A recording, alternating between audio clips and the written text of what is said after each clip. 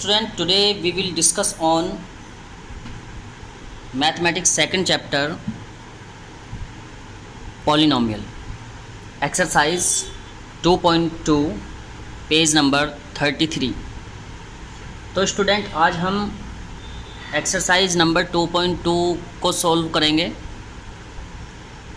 NCERT के polynomial chapter के page number 33 पर जो एक्सरसाइज 2.2 दी गई है उसको आज हम सॉल्व करेंगे। पर उससे पहले आपको कुछ फॉर्मूलाज और कुछ इन्फॉर्मेशंस होनी रिक्वायर्ड होती है, तो वो इन्फॉर्मेशन मैं आपको बता दे रहा हूँ। A polynomial of degree 1 is called a linear polynomial. वो पॉलिनोमियल जिसकी डिग्री 1 होती है वो लीनियर पॉलिनोमियल बोला जाता है। Example 2x - 3 √3x + 5 y + √2 x - 2/11 3z + 4 etcetera etcetera. तो ये जो एग्जाम्पल्स आपको बताए हैं 2x - 3 √3x + 5 y + √3 x - 2/11 3z + 4, तो इसमें जो भी आपका वेरिएबल है, वेरिएबल की पावर 1 है, वेरिएबल की पावर 1 है, क्योंकि जिसकी कोई पावर नहीं होती, जिसकी डिग्री नहीं होती, तो उसको 1 कंसीडर किया जाता है। तो x की डिग्री यहाँ पर 1 है। उसी तरह x की डिग्री यहाँ पर भी 1 है स्टूडेंट्स। y की डिग्री 1, x की भी 1 और z की भी डिग्री यहाँ पर 1 है। तो वो सभी पॉलिनोमियल जिनकी डिग्री 1 होती है तो उसको हम लीनियर पॉलिनोमियल बोलते हैं। तो लीनियर पॉलिनोमियल का आपका जनरल फॉर्मूला होता है स्टूडेंट्स ax + b = 0। तो इसीलिए क्योंकि इसकी डिग्री 1 है तो इसीलिए इसके नंबर ऑफ़ ज़ीरोज़ की वैल्यू भी 1 ही होगी। Number of zeros of the linear polynomial will 1। और उस एक पॉलिनोमियल जो है वो उसको हम अल्फ़ा कंसीडर कर सकते हैं। तो वैल्यू ऑफ अल्फ़ा = -b/a होगी। तो एक ही पॉलिनोमियल होता है लीनियर पॉलिनोमियल में जिसको हम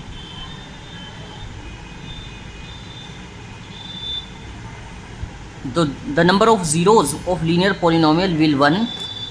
सो अल्फ़ा = -b/a। तो यहाँ पर अल्फ़ा जो है, अल्फ़ा आपका नंबर ऑफ़ ज़ीरोज़ है।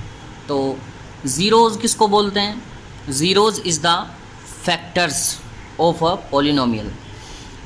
तो जिस भी पॉलिनोमियल के हम फैक्टराइज़ कर देते हैं, जो फैक्टराइजेशन करने के बाद हमको मिलता है वो उसके ज़ीरोज़ बोले जाते हैं।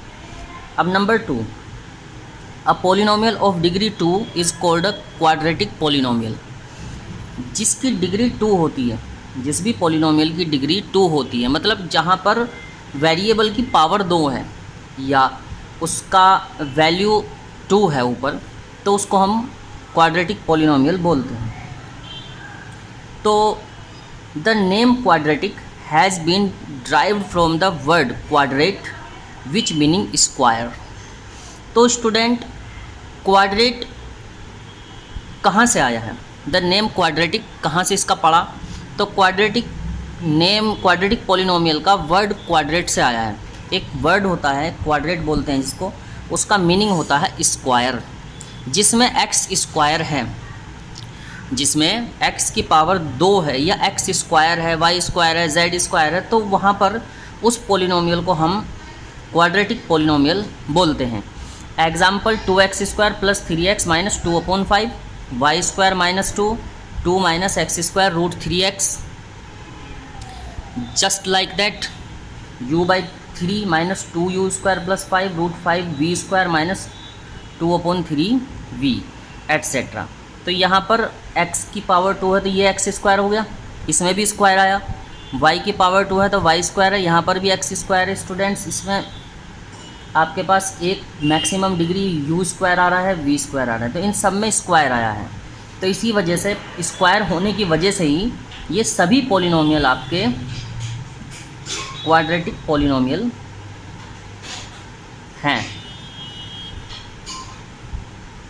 तो क्वाड्रेटिक पॉलिनोमियल के अंदर अब हम बात कर लेते हैं relation between zeros and coefficient of polynomial. Zeros और कोफिशिएंट के बीच में क्या रिलेशन होता है एक क्वाड्रेटिक पॉलिनोमियल के।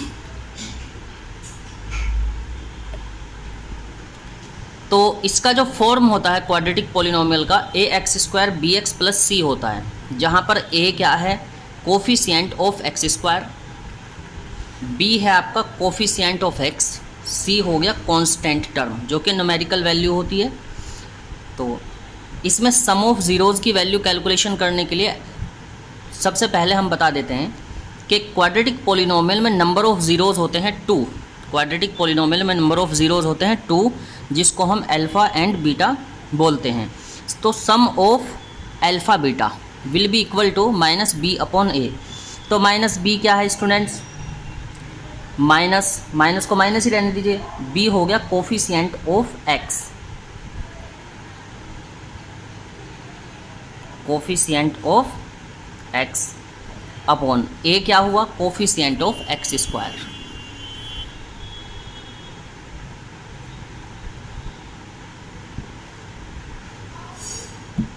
इसी तरह प्रोडक्ट ऑफ पॉलिनोमियल, जब पॉलिनोमियल का प्रोडक्ट निकालेंगे तो वो c/a के इक्वल होगा।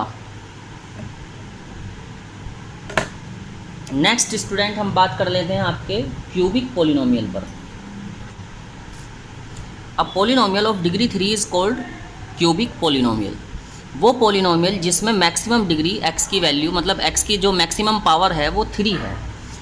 तो जिसमें कहीं पर भी क्यूब आ जाता है, x³ आ जाए, y³ आ जाए, z³ आ जाए, या फिर a³ आ जाए, b³ आ जाए, c³ आ जाए, कुछ भी वेरिएबल में क्यूब है तो वो पॉलिनोमियल आपका क्यूबिक पॉलिनोमियल बोला जाता है। तो उसकी स्टैंडर्ड फॉर्म होती है क्यूबिक पॉलिनोमियल की ax³ + bx² + cx + d = 0, जहाँ पर a कोफिशिएंट ऑफ x³ होता है, b कोफिशिएंट ऑफ x² होता है, c कोफिशिएंट ऑफ x होता है, d कांस्टेंट टर्म होता है। तो इसके टोटल नंबर ऑफ ज़ीरोज़ जो होते हैं वो 3 होते हैं। तो इसलिए relation between zeros and coefficient of cubic polynomial का फॉर्मूला होता है, आपको एनसीईआरटी में दिया भी है, आप लास्ट में देख सकते हैं, शायद उसका पेज नंबर है स्टूडेंट्स 37। तो ये सब समरी आपको 37 पेज पर 37 पेज एनसीईआरटी पर आप जाकर देख सकते हैं, वहाँ से लर्न भी कर सकते हैं। Relation between cubic polynomial alpha + beta + gamma equals to -b/a, alpha beta + beta gamma + gamma alpha equals to c/a, alpha beta gamma equals to -d/a। तो अब हम ज़्यादा टाइम ख़राब ना करते हुए एक्सरसाइज नंबर 2.2 पर आते हैं। Question number first, find the zeros of the first question है आपका पेज नंबर 33 पर कि find the zeros of quadratic polynomials and verify the relation between the zeros and coefficients. तो फर्स्ट क्वेश्चन है आपका x² - 2x - 8 = 0। तो इसको हम फैक्टराइज करेंगे, फैक्टराइज करने के बाद ही हमको उसके कोफिशिएंट मिल सकते हैं। तो फैक्टराइज करने का सिंपल मेथड क्या होता है उसको समझाता हूँ मैं आपको। x² - 2x - 8 = 0 है।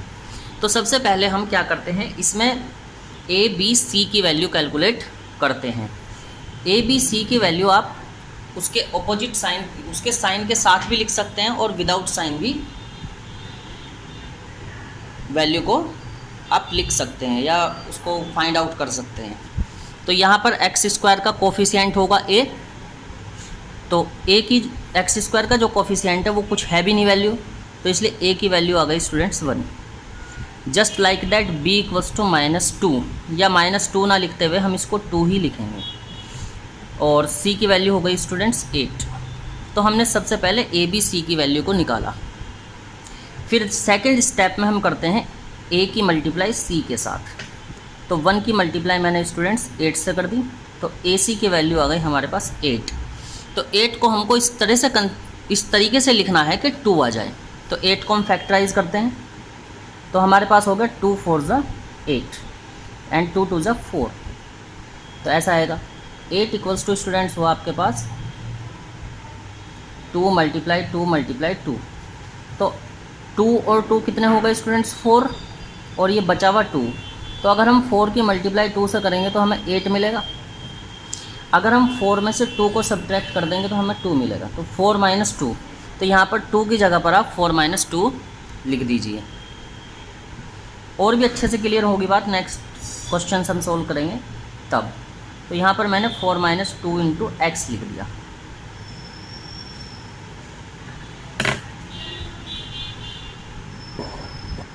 X square minus 2x minus 8 equal to 0। तो यहाँ पर आपके 8 के फैक्टर आए थे स्टूडेंट्स, 4 मल्टीप्लाई 2 इक्वल्स टू 8 होता है। तो अगर हम 4 में से 2 को सब्ट्रैक्ट कर देंगे तो हमें 2 ही मिलेगा।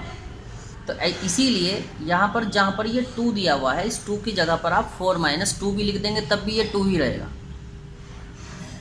एक्स स्क्वायर माइनस, एक्स को आप पहले लिख लीजिए ताकि मल्टीप्लाई के साइन के साथ कोई प्रॉब्लम क्रिएट ना हो। फिर हम 2 की जगह पर अगर हम 4 माइनस 2 लिख देंगे तो भी कुछ होगा नहीं, ये 2 ही रहेगा। Minus 8 equal to 0। अब एक्स स्क्वायर माइनस एक्स के अंदर मल्टीप्लाई कर देंगे, तो जैसे ही मल्टीप्लाई होगी स्टूडेंट्स तो 4x माइनस में आएगा और minus minus plus 2x, minus 8 equal to 0। अब हमारे पास एक ये पार्ट हो गया, एक इतना पार्ट हो गया। अब इसमें से x को हम कॉमन ले लेते हैं तो हमें मिलता है student x minus 4। Just like that यहाँ पर से 2 को कॉमन ले लेते हैं तो यहाँ पर मिलता है आपको x माइनस 4। x माइनस 4 एक बार और कॉमन आ जाता है, x minus 4 into x plus 2 equal to 0। अब एक बार हम x माइनस 4 इक्वल टू 0 करते हैं। ऐसा क्यों हुआ? क्योंकि x माइनस 4, क्यों आपको ये पता है कि x माइनस 2 मल्टीप्लाई में है, तो 0 अपॉन अगर हम x प्लस 2 कर भी देंगे तो भी हमारे पास 0 ही आएगा। तो इसीलिए x माइनस 4 इक्वल टू 0 लिखा जा सकता है। तो इसलिए x की वैल्यू हो गई 4, क्योंकि ये वैल्यू जब इधर आ जाएगी तो x की वैल्यू 4 हो जाएगी। इसी तरह अब हम सेकंड, अगर हम x प्लस 2 लिखते हैं और 0 के अपॉन में x माइनस 4 करते हैं तो भी x प्लस 2 इक्वल टू 0 हो जाएगा। तो यहाँ पर आप x प्लस 2 इक्वल टू 0 लिखिए और x की वैल्यू हो गई माइनस 2। तो अब roots of given polynomial will be 4 and minus 2। 4 और माइनस 2 जो गिवन पोलिनोमियल है उसके रूट हो जाएंगे।